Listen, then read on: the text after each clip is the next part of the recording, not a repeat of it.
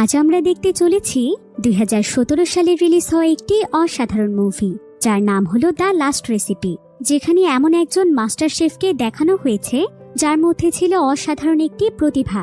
কারণ সে যদি কোনো খাবার একবার টেস্ট করে তাহলে সে সেটার স্বাদ কখনোই ভোলে না। এমনকি সে যে কোনো ধরনের ডিশে কোনো রকম রেসিপি ছাড়াই একদম সেম ভাবেই তৈরি করতে পারে। তবে এই শেফের জীবনে এমন কিছু ঘটনা রয়েছে যেটা জানলে আপনারা অবাক হয়ে যাবেন। রান্নার মুভি তো আপনারা কম বেশি সকলেই দেখেছেন, কিন্তু এই মুভির গল্পটি সম্পূর্ণ আলাদা। কারণ এই মুভিটিতে এত পরিমাণ টুইস্ট রয়েছে যেটা আপনারা কল্পনাও করতে পারবেন না। তাহলে চলুন ঘুরে আসা যাক অসাধারণ একটি মাস্টার শেফের গল্প থেকে। তো গল্পটি শুরু হয় জাপানের অনেক ছোট্ট একটি শহরে, যেখানে আমরা সাসাকি নামক একজন শেফকে দেখতে পাই। সাসাকি হলো জাপানের অনেক ট্যালেন্টেড একজন শেফ। ছোটবেলা থেকেই তার রান্নার প্রতি অনেক আগ্রহ ছিল, যার ফলে সে তখন থেকেই ধীরে ধীরে অনেক দক্ষ একজন শেফে পরিণত হয়েছে। সেই সাথে তার ভেতরে এমন কিছু সিক্রেট ট্যালেন্ট ছিল যেটা অন্যান্য শেফদের মধ্যে খুবই কম রয়েছে। সাসাকি আসলে যে কোনো খাবার একবার টেস্ট করলে সেটার স্বাদ কখনোই ভোলে না। এমনকি সে যে কোনো খাবার খেয়েই বলে দিতে পারে যে এই খাবারটি কোনো খাবারের কপি কিনা। এছাড়াও যে কোনো খাবার তার কাছে যতই অপরিচিত হোক, যদি সে একবার সেই খাবারটিকে টেস্ট করে তাহলে সেই খাবারের মধ্যে থাকা সমস্ত উপাদান সে বুঝে যায়। এমনকি সে সেই খাবারের রেসিপি না জেনেও অনায়াসে একদম হুবহু সেই খাবারটি তৈরি করে ফেলতে পারে। তবে সময়ের সাথে সাথে সাসাকি রান্নার প্রতি তার আগ্রহ হারিয়ে ফেলেছে, কারণ সে তার জীবনে নানা রকম সমস্যায় জর্জরিত এবং বর্তমানে তার অনেক টাকার প্রয়োজন, যার ফলে সে প্রায় সব সময় ডিপ্রেস থাকে। কয়েক বছর আগে সাসাকির অনেক বড় একটি রেস্টুরেন্ট ছিল, যেটা ছিল তাদের শহরের অনেক বিখ্যাত একটি রেস্টুরেন্ট। কিন্তু কোনো এক কারণে হঠাৎ করেই তার রেস্টুরেন্টটি বন্ধ হয়ে যায়। আর এসব কারণে সাসাকি অনেক চুপচাপ হয়ে যায়, এমনকি সে একা একাই থাকতে পছন্দ করে। যদিও সাসাকি রান্নার প্রতি তার আগ্রহ হারিয়ে ফেলেছে, কিন্তু বর্তমানে সে শুধু সেই সমস্ত ধনী লোকদের জন্য রান্না করে যারা কিনা মৃত্যুর আগে একবার শুধু খাবারের সেরা স্বাদটি নিতে চায়। আর এটা ছিল তার নিজস্ব একটি এজেন্সি, যেটার নাম হলো লাস্ট রেসিপি। অন্যদিকে আমরা ক্যান নামক একজন ব্যক্তিকে দেখতে পাই। সে ছিল সাসাকির বেস্ট ফ্রেন্ড, আর সে এখানে কিম নামক একজন ব্যক্তির বাড়িতে এসেছে, কারণ আজকে তাদের বাড়িতে একটি ফিনোরেলের আয়োজন চলছে। কিম আসলে ছোটবেলা থেকেই সাসাকি এবং ক্যানকে বড় করেছে, এমনকি সে তাদের দুজনকে সন্তানের মতোই ভালোবেসেছে। তাই ক্যান এখানে বারবার সাসাকিকে ফোন করে আসতে বলে, কারণ কিমের অনেক ইচ্ছে ছিল যে সাসাকি যেন তার ফিনারেলে আসে। কিন্তু সাসাকি ক্যানকে জানিয়ে দেয় যে সে যেতে পারবে না। ক্যান এতে প্রচন্ড রেগে যায়, আর সে সাসাকিকে বলে, তুমি কিম আঙ্কেলের সাথে কিভাবে এমন করতে পারো? এটা তার জীবনের শেষ ইচ্ছে ছিল যেন তুমি তার ফিনারেলে আসো। ছোটবেলা থেকেই সে আমাদেরকে নিজের সন্তানের মতো বড় করেছে, আর আজকে তুমি তার সঙ্গেই এমন করছো। একথা শুনেই সাসাকি ফোন কেটে দেয়। সে সেদিন আর সেই ফিনারেলে যায় না। এরপর আমরা একজন অসুস্থ ব্যক্তিকে দেখতে পাই, আর এই ব্যক্তি অনেক জটিল রোগে আক্রান্ত হওয়ায় কিছুদিনের মধ্যেই সে মারা যাবে। তাই তারা সাসাকিকে হসপিটালে ইনভাইট করে, যাতে করে সাসাকি সেই ব্যক্তির জন্য স্পেশাল একটি ডিশ তৈরি করে দেয়। তাই সঙ্গে সঙ্গে সাসাকি সেখানে চলে আসে, আর সে সেখানে কোনো ধরনের কথা না বলে নিজের মতো করে তার রান্না শুরু করে। সাসাকি তার সঙ্গে করে একটি টেবিল এবং অনেক বড় একটি বক্স নিয়ে আসে, কারণ টেবিলটির উপরে সে রান্না করে আর বক্সটির মধ্যে তার রান্না করার সমস্ত প্রয়োজনীয় জিনিসগুলো থাকে। তো সেখানে থাকা সেই বৃদ্ধ মহিলা সাসাকিকে বলে যে রেসিপিটি যেন পুরনো পদ্ধতিতে হয়, ঠিক যেমনটা আগের যুগের মায়েরা রান্না করত। সাসাকি তখন মাথা নাড়িয়ে সম্মতি জানায়। এরপর সে অনেক মনোযোগ দিয়ে তার রান্না শুরু করে, আর সেখানে বসেই সেই মহিলা এবং বৃদ্ধ লোকটি সাসাকির রান্না দেখছিল। তারা দেখেই বুঝতে পারছিল যে সাসাকি তার রান্নায় কতটা প্রফেশনাল। এমনকি সে এখানে মাছ, মাংস, শাকসবজি এতটা সুন্দরভাবে চপিং করছিল যে প্রত্যেকটি জিনিসের সাইজ একদম পারফেক্ট হচ্ছিল। সাসাকি এখানে পুরনো একটি সিম্পল ডিশ এবং স্পেশাল ভাবে ডিমের একটি অমলেট তৈরি করে, আর কিছুক্ষণের মধ্যেই তার রান্না শেষ হয়। সাসাকি তখন তাদের হাতে ডিশটি তুলে দেয়। এরপর সেই অসুস্থ ব্যক্তি যখন ডিশটি টেস্ট করে তখন সে একদম মুগ্ধ হয়ে যায়। সে যেন তার ছোটবেলার স্মৃতিতে ফিরে যায়, যখন সে তার মায়ের হাতে ট্রেডিশনাল রান্না খেত। যার কারণে সে এখানে খুশি হওয়ার পাশাপাশি অনেক বেশি ইমোশনালও হয়ে যায়। সাসাকির রান্না খেয়ে তার চোখ দিয়ে অশ্রু গড়িয়ে পড়ছিল। তবে সে তার মনে অনেক প্রশান্তি লাভ করে। তাই সে তার ওয়াইফকে বলে যে সাসাকির পেমেন্ট যেন বাড়িয়ে দেয়া হয়। এরপর তার ওয়াইফ সাসাকিকে পেমেন্ট দেওয়ার আগে তার সঙ্গে ইমোশনাল কিছু কথাবার্তা বলছিল। সে এখানে বলে, আপনাকে অনেক ধন্যবাদ, আমার হাজবেন্ড তার জীবনের শেষ পর্যায়ে রয়েছে, আর আপনি আপনার রান্নার মাধ্যমে তাকে একটি সুন্দর মুহূর্ত উপহার দিয়েছেন। কিন্তু সাসাকি এখানে এই সমস্ত বিষয় এড়িয়ে গিয়ে বলে, প্রথমে আমার টাকা দিন। মহিলাটি তখন তাকে আর কিছু না বলে তার পেমেন্ট দিয়ে দেয়। আসলে সাসাকি সবসময় সিরিয়াস মোডে থাকতো। এরপর আমরা প্রায় বেশ কয়েক বছর আগের ঘটনা দেখতে পাই, যখন সাসাকির অনেক বড় একটি রেস্টুরেন্ট ছিল। আর সেই সময় তার রেস্টুরেন্টটি জাপানের অনেক বিখ্যাত একটি রেস্টুরেন্ট হিসেবে পরিচিতি পায়, কারণ সাসাকির রান্না ছিল অনেক সুস্বাদু, যেটা অন্য সব রেস্টুরেন্টে পাওয়া যায় না। এমনকি সে নানা ধরনের ট্র্যাডিশনাল পদ্ধতিতে রান্না করত, যেগুলোর ডেকোরেশনও ছিল আকর্ষণীয়, যার ফলে সবসময় তার রেস্টুরেন্টে প্রচুর মানুষের ভিড় থাকত। তাই সেই রেস্টুরেন্টের জন্য সাসাকি অনেকগুলো কর্মচারী রেখেছিল। কিন্তু সাসাকি সবসময় চাইতো তার রেস্টুরেন্টের ডিশ যেন ইউনিক এবং টেস্টি হয়। তাই যখন তার কর্মচারীরা কাস্টমারদের জন্য কোনো ডিশ তৈরি করত, সাসাকি তখন নিজে সেটা টেস্ট করে দেখত। আর যদি সেই ডিশে বিন্দুমাত্র ত্রুটি থাকতো, তখন সাসাকি সেই ডিশটিকে ফেলে দিত, যেটা তার কর্মচারীরা একদমই পছন্দ করত না। তাছাড়া সাসাকি সব সময় চুপচাপ থাকতো।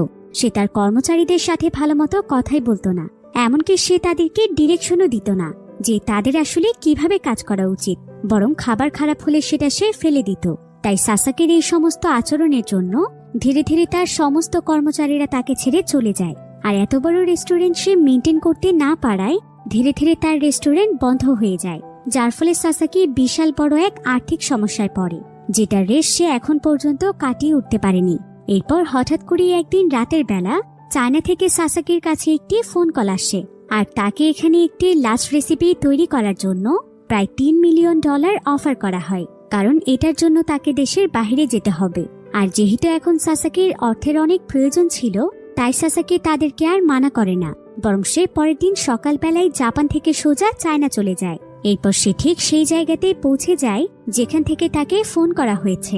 আর তাকে ফোন করেছিল ইয়ংসিং নামক একজন বৃদ্ধ লোক। সাসাকি তখন তার সঙ্গে দেখা করতে আসে, আর এখানে এসে সে জানতে পারে যে ইয়ংসিং হলো চায়নার অনেক বড় একজন আর্টিস্ট। তার আর্টের জন্য সে পুরো চায়নাতে বিখ্যাত ছিল। এমনকি দ্বিতীয় বিশ্বযুদ্ধের সময় সে জেনারেল এবং বড় বড় পদের কর্মকর্তাদের জন্য রান্না করত, কারণ সাসাকির মতো তারও রান্নার উপর অনেক দক্ষতা ছিল। তাই সে বর্তমানেও রান্নার জন্য চায়নাতে অনেক বিখ্যাত। এমনকি তাকে এশিয়া এবং ইউরোপের লিজেন্ড মানা হতো। এসব কিছু জানতে পেরে সাসাকি অনেক কনফিউজড হয়ে যায়, কারণ সে মনে মনে চিন্তা করছিল যে এই ব্যক্তি তো নিজেই রান্নাতে অনেক দক্ষ, এমনকি রান্নার জন্য তার অনেক পরিচিতি রয়েছে। তাহলে সে কেন সাসাকিকে রান্নার জন্য ডেকে এনেছে? এবার ইয়ংসিং সেখানে সাসাকিকে নানা ধরনের খাবার খেতে দেয়, যেগুলো সে নিজেই তৈরি করেছিল। সাসাকি তখন তার কাছে জানতে চায় যে সে নিজেই তো একজন বিখ্যাত শেফ, তাহলে লাস্ট রেসিপি তৈরির জন্য সে তাকে কেন ডেকেছে। ইয়ংসিং তখন তাকে নতারো নামক একজন শেফের কথা বলে, যে কিনা তাকে রান্নার এই সমস্ত কিছু শিখিয়েছে। ইয়ংসিং তাকে বলে, আজকে আমার যতটুকু নাম পরিচিতি রয়েছে সেই সবটুকুই হয়েছে নতারোর জন্য। সে আমাকে সবকিছু শিখিয়েছে।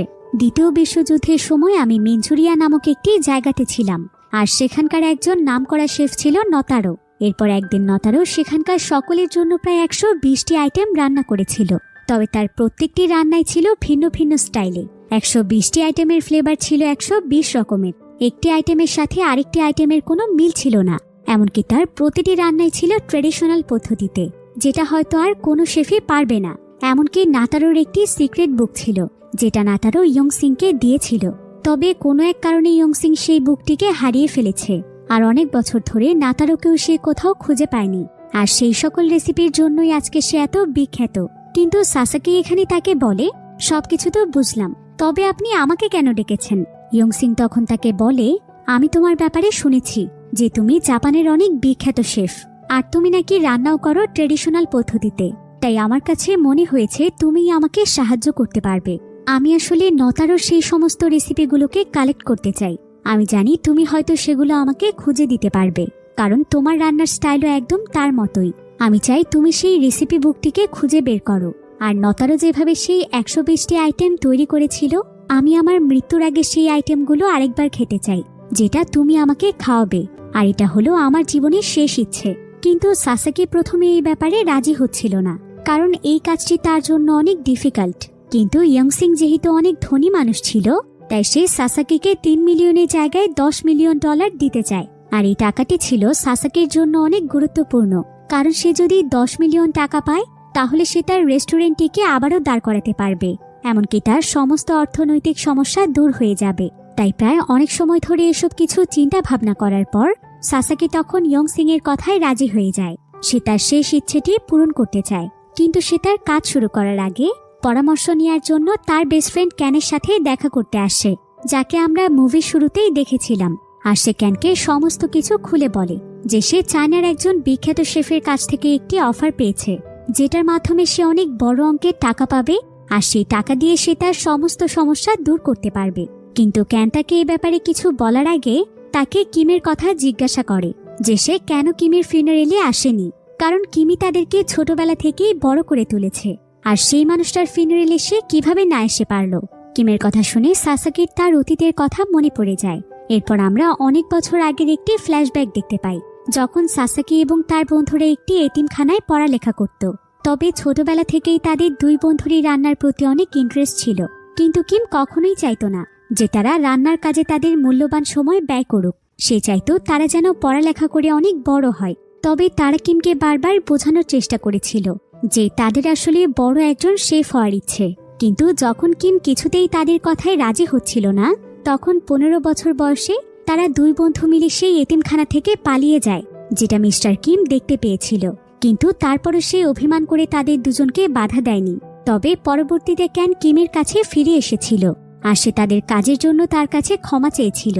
এমনকি ক্যান সবসময় কিমের সাথে যোগাযোগ করার চেষ্টা করত, কিন্তু সেদিনের পর থেকে সাসাকি লজ্জায় আর কিমের সামনে দাঁড়ানোর সাহস পায়নি, কারণ যেই মানুষটা তাকে এতটা ভালোবাসা দিয়ে বড় করে তুলেছে সেই মানুষকে সে অনেক কষ্ট দিয়েছে।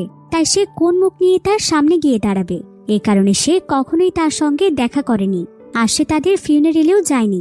সাসাকি তখন ক্যানকেও এই কথাটি বলে।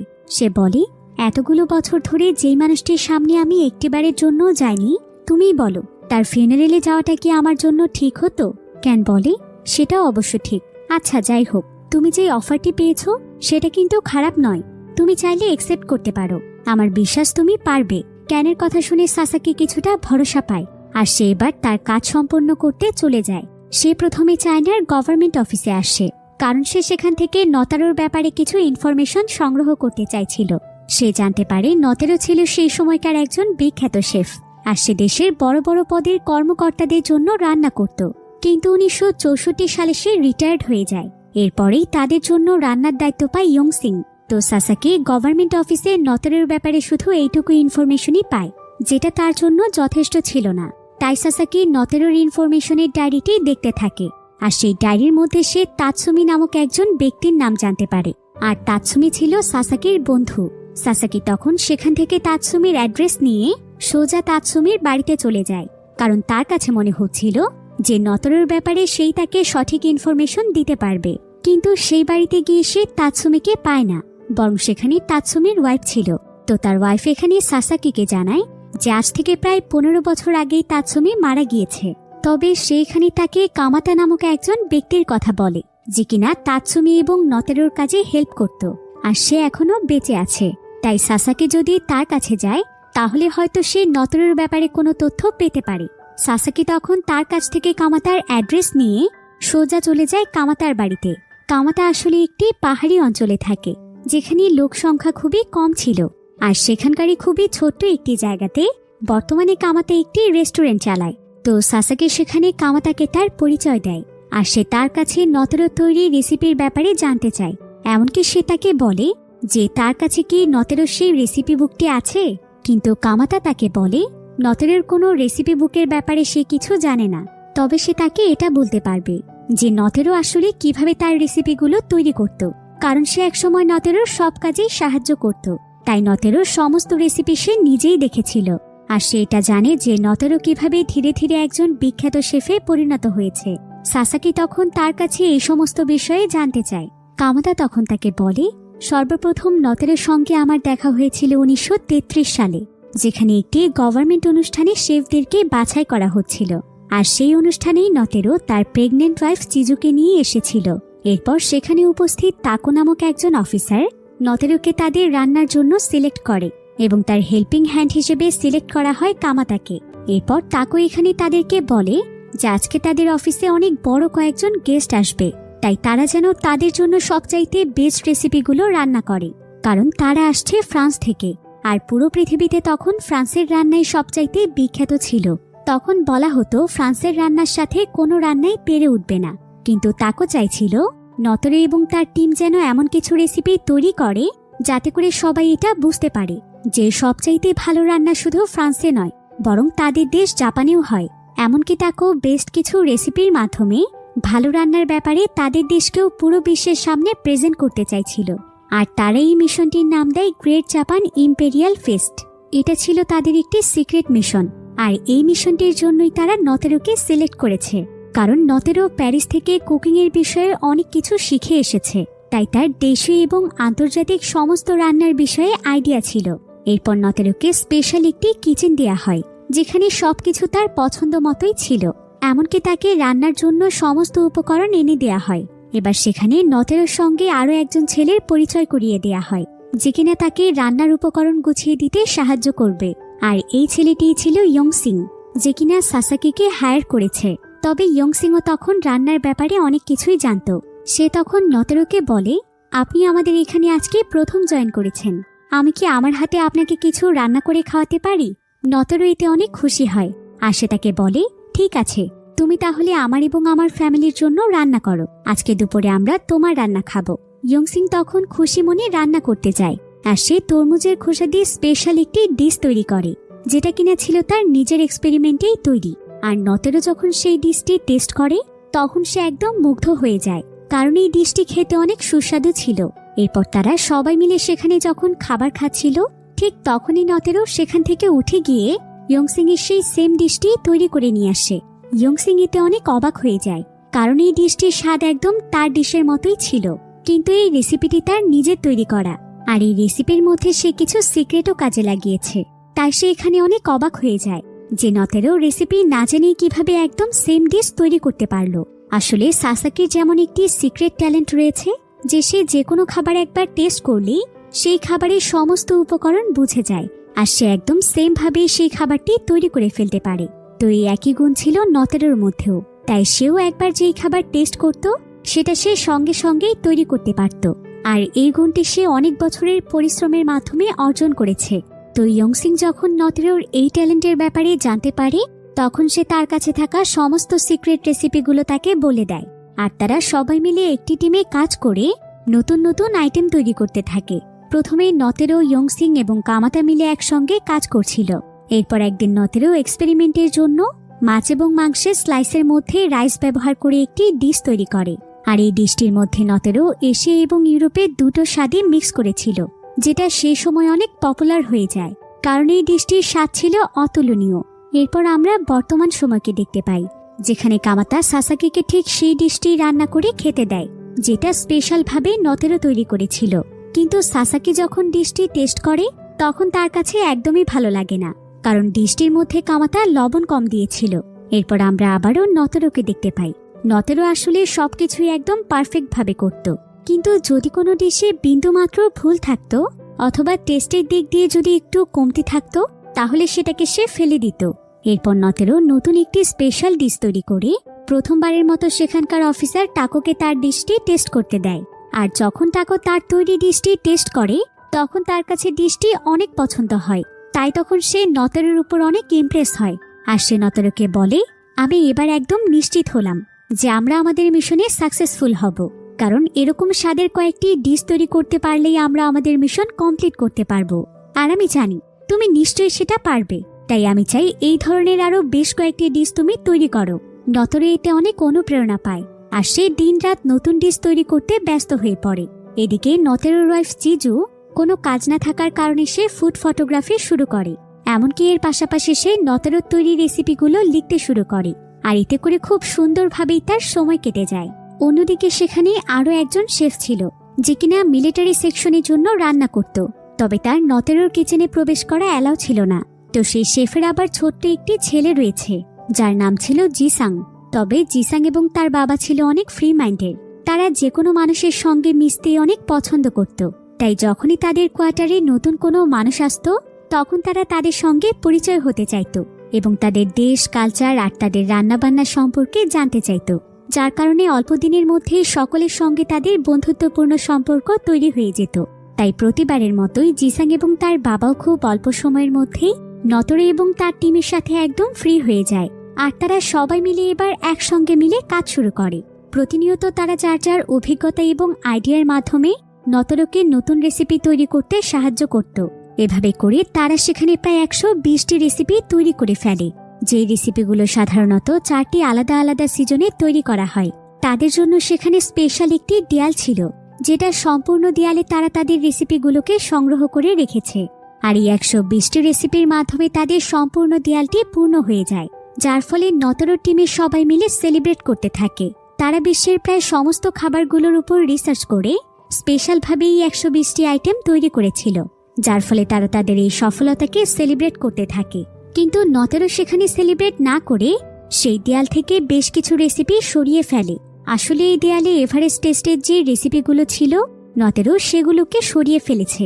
কিন্তু তার টিমের বাকি সবাই তাকে বোঝানোর চেষ্টা করে, কারণ এখানকার প্রত্যেকটি রেসিপি ছিল মাস্টারপিস। তবে নতরো এতে সন্তুষ্ট ছিল না, তাই সে ওই রেসিপিগুলোর জায়গাতে নতুন কিছু তৈরি করতে চাইছিল। কিন্তু তার মাথায় আর নতুন কোনো আইডিয়াই আসছিল না। তখন তার ওয়াইফ চিজু তাকে বলে, তোমার আসলে তোমার কলিগদের উপর ভরসা রাখা উচিত। এতদিন ধরে কষ্ট করে তোমরা এতগুলো রেসিপি তৈরি করলে, আর আজকে হঠাৎ করেই কয়েকটি রেসিপি তুমি বাদ দিয়ে দিলে। তোমার কলিগদের ডিসিশনের উপরও তোমার ভরসা রাখা উচিত। সবসময় নিজের রান্নাকেই প্রাধান্য দেওয়া বন্ধ করো। অনেক সময় আমাদের জুনিয়রদের আইডিয়াও আমাদের কাজে লাগে, তাই তাদের কথাও একটু শোনো। যদি তুমি সত্যিই আমাদের দেশের জন্য কিছু করতে চাও, তাহলে তুমি সবাইকে নিয়ে একসাথে কাজ করো, একা একা নিজে কোনো ডিসিশন নিও না। কিন্তু নতরো তখন সেখানে কোনো কথাই বলে না। তো এর কিছুদিন পরেই চিজু একটি কন্যা সন্তানের জন্ম দেয়। কিন্তু সেই বাচ্চাটিকে জন্ম দিতে গিয়ে চিজু মারা যায়। কিন্তু সেখানকার সবাই অনেক সময় ধরে খোঁজাখুঁজি করেও নতরোকে কোথাও খুঁজে পাচ্ছিল না। তবে হঠাৎ করেই তারা নতরোর কিচেনে গিয়ে দেখতে পায় যে নতরো এখানে রান্না করছে। তখন সেখানে থাকা একজন ব্যক্তি তাকে বলে, তোমার কি হৃদয় বলতে কিছু নেই? তুমি দেখলে যে তোমার ওয়াইফ মারা গিয়েছে, আর তুমি কিনা তাকে রেখে রান্না করতে এসেছো। এসব কথা শুনে নতরো অনেক ইমোশনাল হয়ে যায়। আর সে তাদের সবাইকে বলে যে সে এখন যে রেসিপিটি তৈরি করছে, এটা তার ওয়াইফ তাকে শিখিয়েছে, তাই সে তার স্মৃতিগুলো মনে করতে করতে এই রেসিপিটি তৈরি করেছে। নতরো তখন তাদের সবাইকে সেই রেসিপিটি খেতে দেয়। আর সে তাদের সবাইকে তার ওয়াইফের কথা শোনায়, যে কোনো পরিস্থিতিতে তার ওয়াইফ তাকে কতটা সাপোর্ট করেছে, এমনকি সে তার ওয়াইফকে কতটা ভালোবাসে। নতরোর কথা শুনে তারা প্রত্যেকেই অনেক ইমোশনাল হয়ে যায়। এরপর নতরো তার মেয়েকে একাই মানুষ করে। তখন থেকেই নতরো আর কোনোদিন বিয়ে করেনি, বরং সে তার মেয়েকে একা একাই মানুষ করেছে। এরপর আমরা বর্তমান সময়কে দেখতে পাই, যেখানে সাসাকি নতরোর ব্যাপারে আরো কিছু জানতে চাইছিল, যে শেষ পর্যন্ত নতরোর কি হলো, আর তার রেসিপির সেই বইটিই বা কোথায় গেল। কিন্তু কামাতা তখন তাকে জোসেফ নামক একজন ব্যক্তির ঠিকানা দেয়, যে কিনা ছিল একজন রাশিয়ান। আর সে তাকে বলে যে নতরোর ব্যাপারে আরো কিছু জানতে চাইলে সে যেন তার কাছে যায়। তাই সাসাকি সঙ্গে সঙ্গে জোসেফের ঠিকানায় চলে যায়। জোসেফ আসলে অনেক বছর আগে একটি রেস্টুরেন্ট খুলেছিল, যেটা এখনো সেই জায়গাতেই রয়েছে। তো সাসাকি তখন সেই রেস্টুরেন্টে গিয়ে জানতে পারে যে জোসেফ বেঁচে নেই, সে প্রায় 20 বছর আগে মারা গিয়েছে। আর তার রেস্টুরেন্টটি এখন পরিচালনা করছে তার ছেলে টম। তো সাসাকি তখন টমকে জিজ্ঞাসা করে যে নতরোর ব্যাপারে সে কি কিছু জানে। টম তখন তাকে বলে হ্যাঁ, কারণ টম যখন ছোট ছিল তখন নতরো তার মেয়ে মিজুকে নিয়ে এখানে এসেছিল। আর পরবর্তীতে মিজু তার অনেক ভালো বন্ধু হয়ে যায়। আসলে টমের বাবা জোসেফ ছিল অনেক ধনী একজন মানুষ, তাই সে তার বাড়িতে বিশাল একটি পার্টির আয়োজন করেছিল, যাতে করে নতরো সকলের জন্য স্পেশাল কিছু ডিশ রান্না করে। তাই নতরো তার মেয়ে মিজুকে নিয়ে সেখানে এসেছিল। আর নতরো সেখানকার সমস্ত গেস্টদের জন্য তার সে 120টি আইটেম রান্না করেছিল, যেগুলো খেয়ে সেখানকার প্রত্যেকেই একদম মুগ্ধ হয়ে যায়। তবে তারা সবচাইতে পছন্দ করেছিল বাঁধাকপির একটি স্পেশাল রেসিপি, যেটা বর্তমানেও টমদের রেস্টুরেন্টের সবচাইতে বিখ্যাত খাবার। তো টম তখন সাসাকিকে সেই খাবারটি খেতে দেয়। আর সাসাকি সেই খাবারটি খেয়ে বুঝতে পারে যে আসলেই নতরো দক্ষ একজন শেফ ছিল। টম তখন সাসাকিকে জানায় যে তাদের সেই পার্টিতে নতরো রান্নার জন্য রাশিয়া থেকে তাকে অ্যাওয়ার্ডও দেওয়া হয়েছিল। আর সেই অ্যাওয়ার্ড নিয়ে নতরো আবারও জাপানে ফিরে যায়, যেখানে সে রান্না করত। এরপর সাসাকি তখন টমের কাছে জানতে চায়, তুমি কি নতরোর সেই রেসিপি বুকটির ব্যাপারে কিছু জানো, যেটা তার ওয়াইফ তাকে লিখে দিত? টম তখন সাসাকিকে বলে সেই রেসিপি বুকের ব্যাপারে আমি তেমন কিছু জানি না, তবে হঠাৎ করেই একদিন নতেরো আমাদের রেস্টুরেন্টে আবার এসেছিল, আর সে আমার বাবাকে তার সেই রেসিপি বুকটি দিয়েছিল, যেটার সঙ্গে ছোট্ট একটি চিঠিও ছিল। এরপর নতেরো আমার বাবাকে জানায় যে জাপানের যে জায়গাটিতে সে কাজ করছে, অর্থাৎ মেঞ্চুরিয়াতে এখন অনেক কিছুর পরিবর্তন ঘটেছে। সেখানে অনেকগুলো গভর্নমেন্ট পার্টি তৈরি হয়েছে, এমনকি সিভিলের সেখানকার প্রতিটি জায়গায় গোয়েন্দা ঘুরে বেড়াচ্ছে, যারা কিনা জাপানের বাইরে যে সকল নাগরিক ছিল তাদেরকে ধরে নিয়ে তাদের উপরে অত্যাচার করছিল।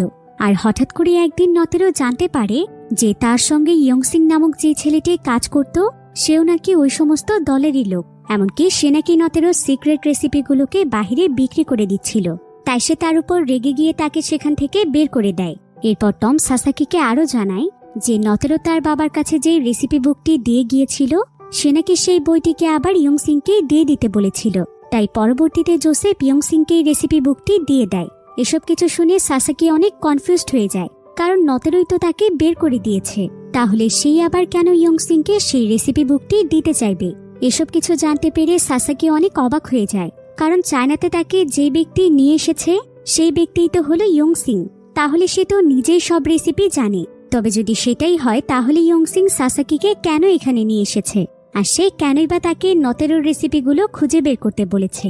এটা জানার জন্য সাসাকি সোজা তখন ইয়ংসিং এর কাছে চলে আসে, আর সে ইয়ংসিংকে বলে, আপনি নতেরোর এতটা কাছের মানুষ হয়ে কিভাবে তার সঙ্গে প্রতারণা করলেন, আর আপনি তো তার রেসিপির ব্যাপারে সবকিছুই জানেন, তাহলে আপনি কেন আমাকে এখানে নিয়ে এসেছেন, আর আমি শুনেছি রেসিপি বুকটি আপনার কাছেই রয়েছে। ইয়ংসিং তখন সাসাকিকে বলে, আমি নতেরোকে ঠকাইনি, সে ছিল আমার শিক্ষকের মতো, তার দ্বারাই আমি রান্নার নানা জিনিস শিখেছি, আর সে আমাকে অনেক ভালোবাসত। এরপর ইয়ংসিং সাসাকিকে নতেরোর সেই শেষ চিঠিটি দেয়, যেটা নতেরো রেসিপি বুকের সাথে জোসেফকে দিয়ে গিয়েছিল। আর সেই চিঠিটির মাধ্যমে সাসাকি জানতে পারে যে সেই সময় জাপানিরা চায়নাদের বিরুদ্ধে একটি ষড়যন্ত্র করেছিল। আসলে নতেরোদের টাকো নামের যে অফিসারটি ছিল সে চাইছিল নতেরো রান্নার মাধ্যমে তাদের দেশকে ফেমাস করতে, যাতে করে তারা ইনভাইট করলেই চায়নার বড় বড় নেতাকর্মীরা তাদের কাছে চলে আসে, আর তারা নতেরোর রান্না খাইয়ে তাদেরকে মেরে ফেলতে পারে। তাই টাকো তখন নতেরোর সেই খাবারগুলোতে বিষ মেশাতে বলেছিল। এর বিনিময়ে সে তাকে প্রচুর পরিমাণে টাকা অফার করে, এমনকি সে তাকে বলে, তোমার কোনো ভয় নেই, তুমি শুধু তোমার রান্নাতে বিষ মিশিয়ে দেবে, কিন্তু এতে তোমার কোনো ক্ষতি হবে না, কেউ বুঝতেই পারবে না কাজটি তুমি করেছো, কারণ তোমার সাথে ইয়ংসিং নামক যে কর্মচারীটি রয়েছে আমরা ওকে ফাঁসিয়ে দেব, কারণ ও চাইনিজ, আর চাইনিজরা আমাদের সবচাইতে বড় শত্রু। আর তোমার সাথে কামাতা নামক যে ছেলেটি রয়েছে সে কিন্তু জাপানিজ একজন গোয়েন্দা, সে সবসময় তোমার উপর নজর রাখছে, তাই উল্টো পাল্টা কিছু করার চেষ্টাও করো না। যদিও কামাডা টাকোর কথা মতোই কাজ করত, কিন্তু কামাডা ভেতরে ভেতরে অনেক ভালো মানুষ ছিল, আর সে নতেরোকে সম্মান করত এবং অনেক ভালোবাসত। এসব কিছু জানতে পেরে নতেরো ইয়ংসিং এর জন্য অনেক দুশ্চিন্তায় পড়ে যায়, আর এই কারণে সে ইচ্ছে করে ইয়ংসিং এর উপর দোষ চাপিয়ে দিয়েছিল যে সে চাইনিজদের কাছে তার রেসিপি পাচার করছে, যাতে করে কামাতা এটা বুঝতে না পারে যে নতেরো ইয়ংসিংকে বের করে দেওয়ার জন্যই এমনটা করেছে। এভাবে সেদিন নতেরো ইয়ংসিংকে বাঁচিয়েছিল। তবে নতেরো কিন্তু সেদিন টাকোর কথায় রাজি হয়ে গিয়েছিল, কারণ তার পরিকল্পনা ছিল ভিন্ন। তাই নতেরো সেদিন রাতের বেলা তার তৈরি রেসিপি বুকের আরও একটি কপি তৈরি করে, যেটা সে সারা রাত জেগে নিজের হাতে লিখেছিল। আর সেদিন ভোরবেলায় সে জোসেফের কাছে গিয়ে সেই রেসিপি বুকটি দিয়ে এসেছিল, যেটার সঙ্গে তার সেই চিঠিটিও ছিল।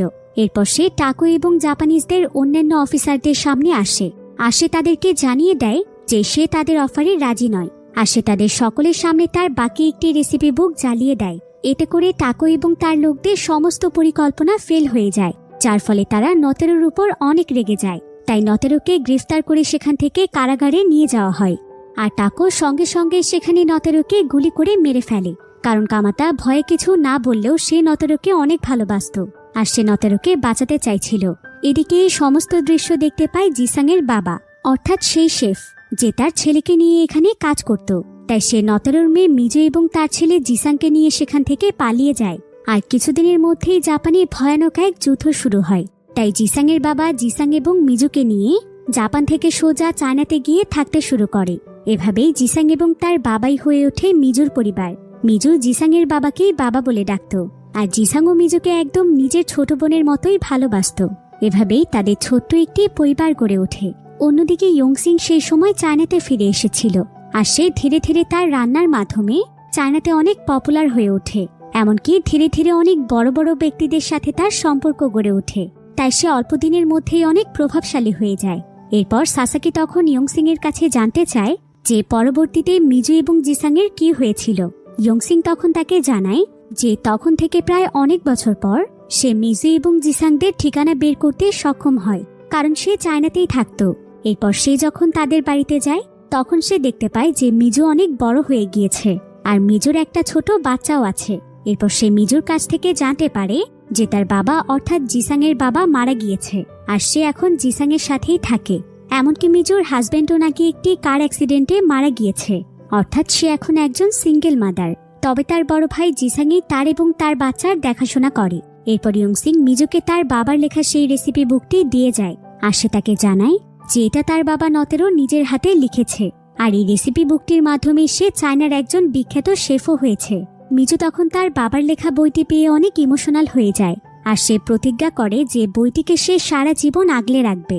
এমনকি পরবর্তীতে সে তার ভাই জিসাংকে নিয়ে অনেক বড় একটি রেস্টুরেন্ট খুলেছিল যেখানে সে তার বাবার রেসিপিগুলোই বিক্রি করত। এভাবেই খুব সুন্দরভাবেই তাদের সংসার চলছিল।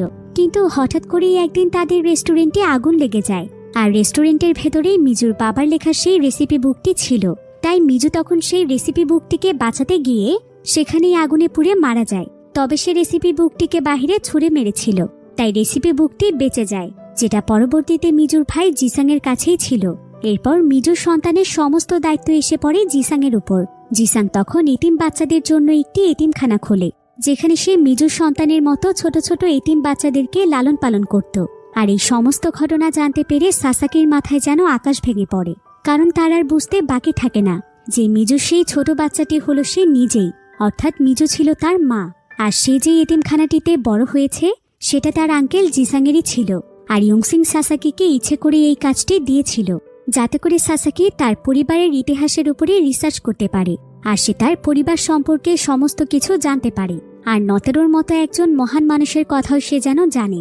সাসাকি তখন ইয়ংসিংকে ধন্যবাদ জানিয়ে সেখান থেকে চলে যায়। এরপর সে তার বন্ধু ক্যানের সাথে সেই এতিমখানায় যায় আর সে জানতে পারে যে মৃত্যুর আগে জিসাং তার সঙ্গে অনেকবার দেখা করতে চেয়েছিল যাতে করে নতেরোর সেই রেসিপি বুকটি সে সাসাকির হাতে তুলে দিতে পারে। কিন্তু সাসাকি তো তার সঙ্গে দেখা পর্যন্ত করেনি। তাই এসব কথা জানতে পেরে সাসাকি মনে মনে অনেক অনুতপ্ত হয়। সে তার আঙ্কেল জিসাং এর জন্য অনেক কষ্ট পায়। তবে তার আঙ্কেল জিসাং মৃত্যুর আগে এই এতিমখানাটি তার নামেই লিখে দিয়ে গিয়েছে।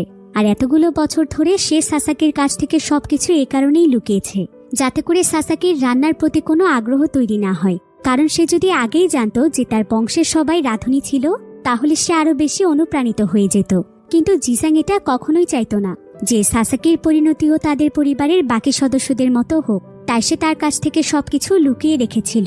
এই ঘটনার পর প্রায় 3 মাস কেটে যায়। এরপর আমরা দেখতে পাই যে সাসাকি সেই এতিমখানার সমস্ত দায়িত্ব নিয়েছে আর বর্তমানে সে তার বন্ধু ক্যানকে সাথে নিয়ে এই এতিমখানার বাচ্চাদের জন্যই রান্না বান্না করে আর তারা দুজন মিলে এই বাচ্চাগুলোরই খেয়াল রাখে। এভাবেই সাসাকি এতিম বাচ্চাদের সঙ্গে তার নতুন এক জীবন শুরু করে।